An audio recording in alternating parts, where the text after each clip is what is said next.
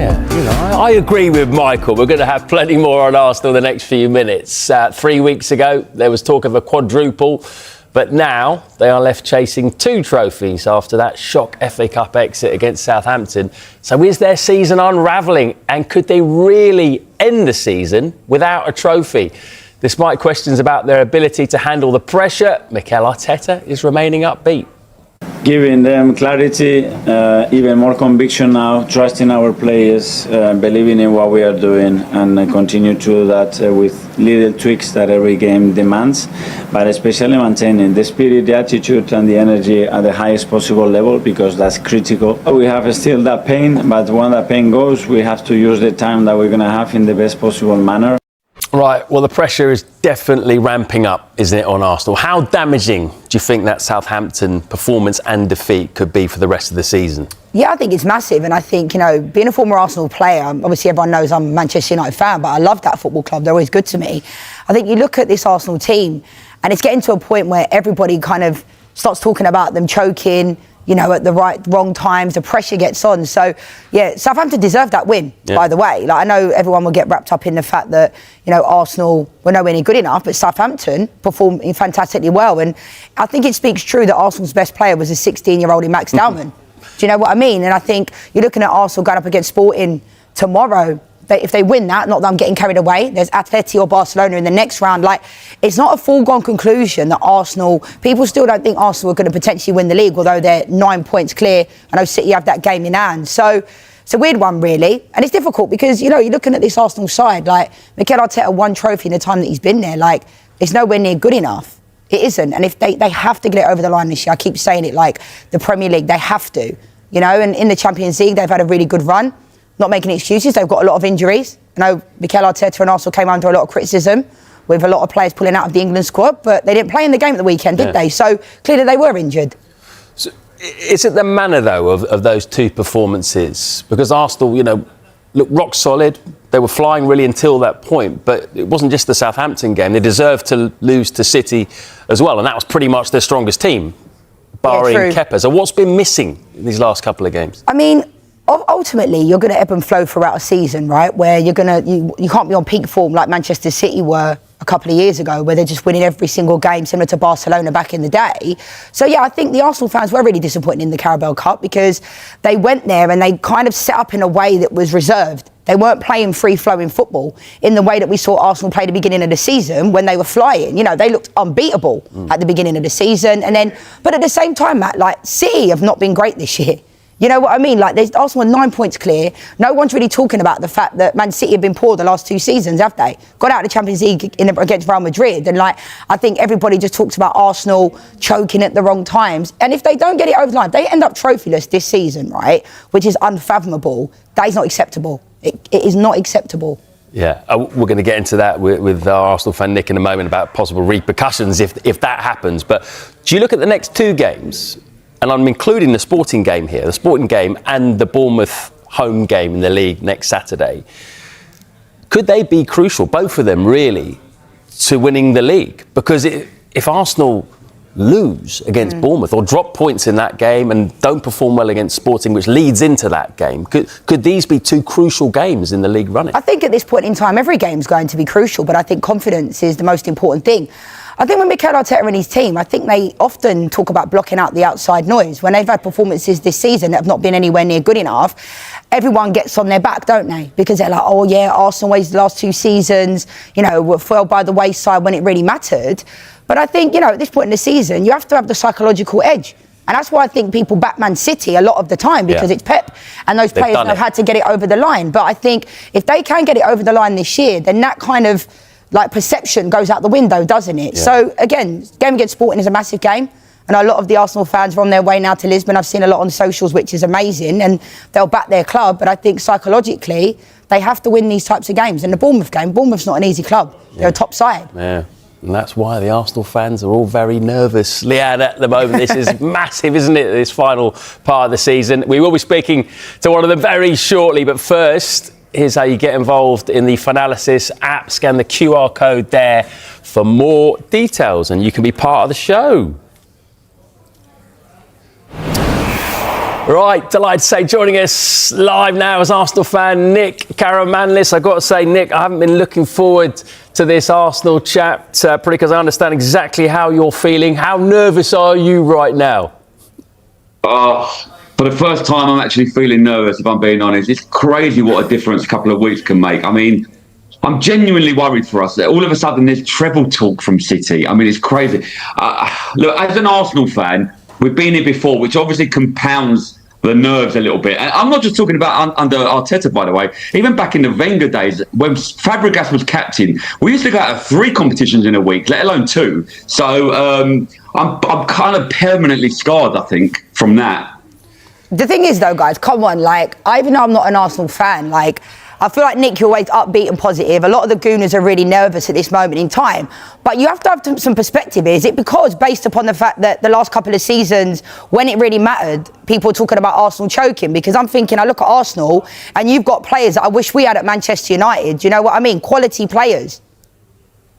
Yeah, look, I've been really positive the whole season about the league, because the league is the one we want. We all want the league. That's the main thing. Obviously, the other 2 cups weren't priority. I think it's the manner of the way we're playing at the moment which doesn't help as well. And it's all well and good saying we've got this squad and you know, we've got 2 players for every position. But I think the Southampton game, in the last few games, have kind of made me question the quality of the players, if I'm being honest. Like, hang on a minute, Nick. It's only 2 games. It's only 2 games here that Arsenal have not performed very well in, and there have been blips before in this season in the league as well. And after those blips, Arsenal have bounced back. Shouldn't the fans have full belief that this side can get it over the line? I think I've got belief that we will get over the line for the league. I just. Look, you say it's 2 games, 2 losses. I don't think we played very well for quite some time, if I'm being honest. Every game is a struggle to get over the line. And obviously, the defence has kind of got us out of trouble quite a lot. But scoring goals, going forward, I don't know. I mean, there's a lot of players, and we're talking of established internationals, like, you know, like Havertz, like Martinelli. They're just not cutting it. Jesus has had 1 too many injuries. Ben White didn't look great the other day. I just feel like when we've got 1 or 2 players out, the squad is coping. You know, they're coming in and they're doing a job. But wholesale changes doesn't seem to work for us. And I've been calling for Arteta to make wholesale changes for a long time, because our first 11 look a bit tired and jaded. Wholesale changes like what, though, Nick? Because, like what? Like, for example, there was he no brought in Norgard at the Zubimendi. weekend. He brought in Norgard at the weekend, who's not really played that much. I've been calling for Norgard to come in a lot more than he has been. Zubimendi's played a lot of games. Rice has played a lot of games. It seems like when they're both out, it's a problem. When Saliba or Gabriel are out, it seems like we can cope just about. But when you change, like, you've got Ben White there, you've got no Timber and Saliba, it becomes, that's what I'm talking about, wholesale changes. When you take 2 or 3 out, and then you've got Kepa behind you as well, that's too many for me. It doesn't work for us. Can I make a point, though, right, Nick, as well? Because I don't know what you think about this, but I think Kepa starting in that cup final, like, you've got to be ruthless. I've been there myself. Like, we're not children, you know, promising. It's not an under-12s match. It's a League Cup final. Do you know what I mean? And at the end of the day, I think Pep makes those decisions where David Raya plays. Regardless, you can't say to someone, oh, do you know what, you're going to play in the cup competitions. You've got to be ruthless. And Kepa, it wasn't his fault completely in the final, but he made those mistakes. And then obviously against Southampton, Kepa starts again. Like, I just think, come on, like, you've got to be ruthless, Mikel. I was asked on Sky before the game who I would start, and I said Raya all day long, because the fact is he's part of the defensive unit. You can't just say it's Saliba and Gabriel. It's Saliba and Gabriel the whole season. He's part of the defensive unit and a massive part. And when you've got a goalie behind you, honestly, the nerves will kick in from the centre-backs, and you just don't play as well. I don't think he should have started. I really don't. I know he got us there, but it is a final, like you said, and I think you've got to kind of play your best team in a final, especially against City, and I think that was a big mistake, if I'm being honest. How about the bigger picture here, Nick? You can see there on the screen, Freddie has messaged in. He's saying, in my opinion, Arsenal and Arteta are serial bottlers. This is just what they do every season, and actually I think a lot of non-Arsenal fans would have that opinion. What if Arsenal win nothing, Nick, this season? How catastrophic would that be for the club? Could you see huge psychological scarring after that? Could you see player exits? What about Arteta? Listen, I don't want to talk about Arteta sacking talk right now because it's just, listen, the guys, we're top of the league, right? We are still top of the league. We're still 9 points ahead. Right now, we're the only team that's been challenging for the last 4 seasons, at the top. So, and that's all on Arteta as well. My socials are flooded with comments of Arteta out, and I can't have that right now. But you're right. Psychologically, to not win it in the position we're in now would be massive. And player exits, yeah, but I think the right player exits as well. I think there's a lot of players we're carrying at the moment. I think Martinelli's not working on the left. Havertz isn't cutting it in midfield at all. I just think... But if they don't get over the line, though, will the big players possibly want to leave? No, I don't think they will. Sure. I think they've got a point to prove. I think they need to get over the line, and I think they will. And I think we should still keep Arteta. I think he's got Even it in if him you to do win that. nothing, though, I love Mikel, right? Nick, you're getting splinters. You're sitting on that fence, right? And I'm not a big fan of, manager this, manager out, that manager out. But if if they don't get a trophy this season, then things have to change. And I'm sure Mikel will look from within as well. Do you know what I mean? You can't keep being that nearly club. Oh, we nearly won this, we nearly won that. Players have to be held accountable. I get that. But ultimately, it comes from the top. And if you don't win a trophy this season, then questions will have to be asked of Mikel Arteta. It has to be. It has to be. I'm a massive Mikel fan. I like him as well. For the first time, I am starting to question because, like I said at the beginning of the season, it's not about losing the league, it's how we lose the league. And if we lose it from this position and the way we're playing at the moment, I mean, we're not adapting in-game situations. Southampton put the balls over the top. We didn't adapt. We didn't adapt against City either. And that, for me, is a question mark.